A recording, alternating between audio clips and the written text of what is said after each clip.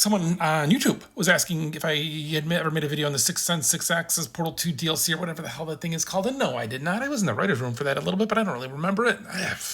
Anyway, just screwing around at that point, just having a good time.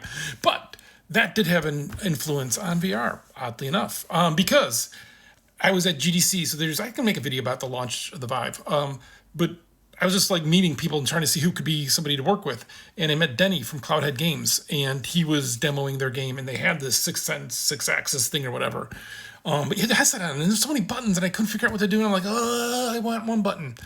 So then later, talked with Denny. He's a super smart dude. Pistol Whip's the game that I play over there the most. It's a really good game. Check it out. But with that, when we were designing the controller, I recounted that story of like, are we going into new territory, or are we expanding on territory? Are we just going to hardcore gamers and then we can hand them a controller and they know what to do? Or are we expanding it out to other people who won't know what to do? And since your hand can move so much and you have agency in the world, you don't need so many buttons. All right, and so you don't need to make it for the controller. And I remember some French companies screaming at me.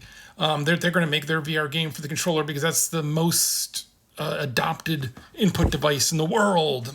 Good for you, man. That failed. But a lot of things fail.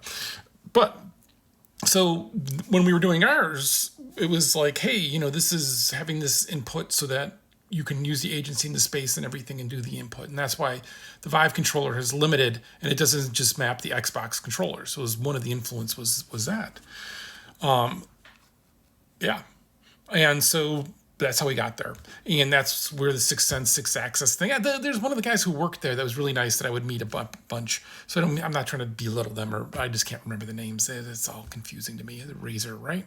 What's the Razer? Oh my God, I don't even know those company names. I bet you here's the worst thing. I bet you if you go back, you can probably find my name on some press release of us praising some piece of the hardware or something, because if it wasn't Gabe level for a while, this guy would put my name on it and then write the quotes for me and then laugh at me because he would tell me afterwards. That was my job.